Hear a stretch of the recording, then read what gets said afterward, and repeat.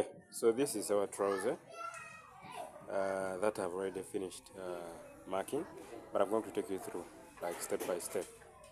Now, the first step that I did was to get the full length, and now our full length is 38. So I measured from this side, okay, and I brought it up to here. You see this point? So from that point, that is when I added 2 inches for the folding allowance. Then I came back this side now to apply the crotch length. And how did I get my crotch length? I divided the hips, which are 42, okay? Then I divided it by 4. Now when I divided it by 4, I got 10.5, okay? Now this 10.5 is the one that I applied from this place up to this place. I did not remove anything. Then after that, I now came down to work on the knee. Okay, so the distance of the knee, or the position of the knee, I started from the hip length, which is here. Okay, then I came down up to this place, and it gave me 27. From here, the crotch, where the crotch is, up to where the full length is, it gave me 27. Now I divided 27 by 2, okay, and 27 gave me 13, okay, 13.5. Now from the point where I got 13.5, I measured 2 inches up, going up this side, not down. So I got this is 11, in fact 10.5, because if I divided my thing by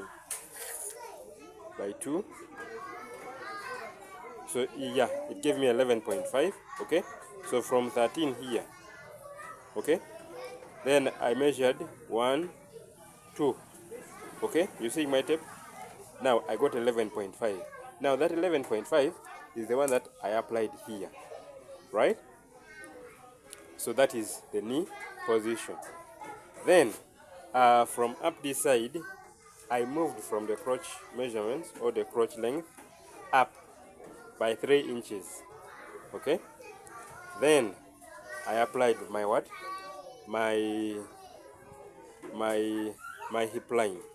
So then now we're done with those horizontal measurements. Now we're going to rather the vertical measurement. Eh? Is it vertical or horizontal? I don't know.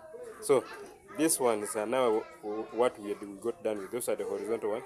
Now we're getting to the vertical measurements. Now from this point here, I moved inside by, that is on the what? On the crotch line. I moved inside by one inch. Okay. Then after that, remember the 10.5 that I got when I divided the hips by 4. It is the one that I applied from this point here, okay, from this point up to here. It brought me up to this point here. That is the 10.5. Now the 10.5, I added 2 inches here for the fly, okay, here. These are 2 inches, okay. Then now I had to apply now these measurements, okay. So this 10.5, which is here, I measured. Now plus this 1 inch, it is going to give us 11.5. Now this 11.5, okay, from this point up to this point, it's 11.5. So I did the same thing, okay, the 11.5 from this point here, from the waistline, 11.5 also from here up to here, right? Then I drew my line up to here, okay, connecting those lines. Then from this point, I removed half an inch from this point here. That is on the fly. Okay, I removed half an inch. Then from like sloping down, I removed 1 inch. That is now, it will make our trouser to settle very well, most especially because the front part of the trouser is down. It's not like the way the back is. So the behind part is up, then the front part is down. So because of the stomach. So that's why I removed 1 inch. Then from here, this was half an inch. I hope you understand it. Then I come down from here. Remember my thing, the hem was 14, rather 15. So, yeah, 14, not 15, sorry. So here, I divided the 14 inches by 2. Then I got 7, right? So the 7, if I divide 7 by 2, I get 3.5. So this is what I applied here, from here up to here. Then again 3.5 from here up to here. Now from the crease, okay? And how did we get our crease before I even move further? Let me come back here. You realize that from this point here, rather from this is the hip line. So from this point up to here, remember it was 10.5. Then we added 2 inches. Then I divided this by 2. Okay? This distance from here up to here, I divided it by 2. Then I got 7. It was 14. So 7, right? 7, this is where I applied 7 from here. Like all this is the crease. The place where you iron your trouser and that line comes. So that's the crease. So let's come back here. So the 3.5 I put it here, and now you're on this side. Now if you add it, it becomes 7. Okay? Remember the trouser has the back part and the front part. So 7, we shall put 7 here. Then this is 14. Now from this point, the trouser was 17, rather the knee. The knee is 17. Okay? Now, when we divide 17 by 2, we get 8.5. Okay? So this 8.5 is the one that we are going to divide by 2. Now we divide it by 2, you find that we get 4 and a quarter. Like this. In fact, yeah.